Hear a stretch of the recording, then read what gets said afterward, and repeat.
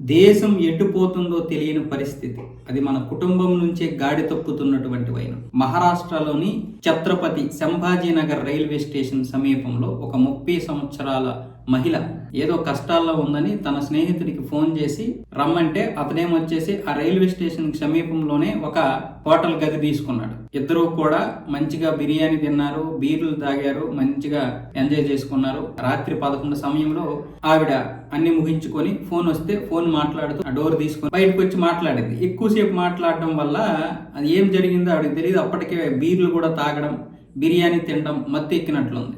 ఆవిడ 105కి బదులు 205 డోర్ కొట్టింది. అక్కడ అప్పటికే మద్యం మత్తులో ఉన్నటువంటి 3 కుర్రోళ్ళు. వాళ్ళు అప్పటికే మద్యం తాగేసి మంచి ఫుల్ గా ఉన్నారు.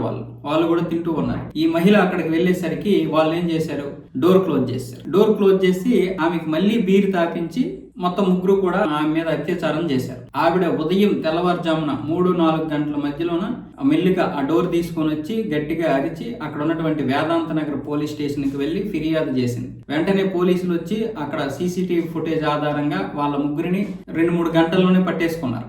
వాళ్ళు అప్పటికే బయటికి వెళ్ళిపోయినా 2-3 గంటల్లోనే పట్టేసుకున్నారు. అందులో 3లో ఇద్దరేమొచ్చేసి ఈ ఫైనాన్స్ రికవరీ ఏజెంట్లుగా, ఒకరేమొచ్చేసి ప్రైవేట్ జాబ్ చేస్తూ చదువుకుంటున్నారట. ఘనశ్యామ్ రాథోడ్, రిషికేశ్ తులసిరామ్, కిరణ్ లక్ష్మణ్ రాథోడ్, ఈ 3 దొరికిపోయారు. ఇప్పుడు వీళ్ళ జీవితాలు నాశనం. ఇక్కడ చూడండి, ఆ మహిళ ఆ స్నేహితుడు ఎవరో వచ్చారు. మరి రాత్రి 3-4 వరకు రాకపోయినా ఆ స్నేహితుడు ఈ అమ్మాయి ఎక్కడికి వెళ్ళిందో అని ఈవిడ గురించి ఎంక్వైరీ చేయలేదు. కనీసం కింద ఉన్నటువంటి అక్కడ ఎవరైతే ఉంటారో రిసెప్షన్ దగ్గర వాళ్ళ దగ్గరికి వెళ్ళి అడగలేదు.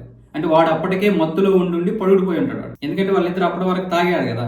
తాగి ఈవిడ ఫోన్ మాట్లాడడానికి బయటకు వచ్చింది, వాడు ఫుల్ మత్తులోకి వెళ్ళిపోయి ఉంటాడు. ఈవిడేమొచ్చేసి బాగా తాగేసి వేరే రూమ్ లోకి వెళ్ళిపోయింది. అక్కడ ఉన్నటువంటి 3 కూడా అప్పటికే తాగి ఉన్నారంటే వాళ్ళు కూడా జీవితంలో మొత్తాన్ని, అంటే బయట హోటల్లో తాగడానికి వచ్చి అత్యాచారం చేశారంటే వాళ్ళు ఏ పరిస్థితిలో ఉన్నారు. మనము పిల్లల్ని ఏ విధంగా పెంచుతున్నామో చూడండి. అంటే అత్యాచారం చేసింది వీళ్ళే కదా, 3 కదా. ఆల్రెడీ అందులో ఒకటి చదువుతున్నాడంట. ఇంతలోకి అక్కడ నార్త్ లో మరీ దారుణం పరిస్థితులు. కాబట్టి మనం ప్రతి క్షణం కూడా అప్రమత్తంగా ఉండాలి. ఇక్కడ మహిళది తప్పు ఉంది. అత్యాచారం చేయడం వాళ్ళని నేను ఎంకరేజ్ చేయడం లేదు, కానీ ఇక్కడ మహిళ కూడా తప్పుదారిలోనే ఉంది.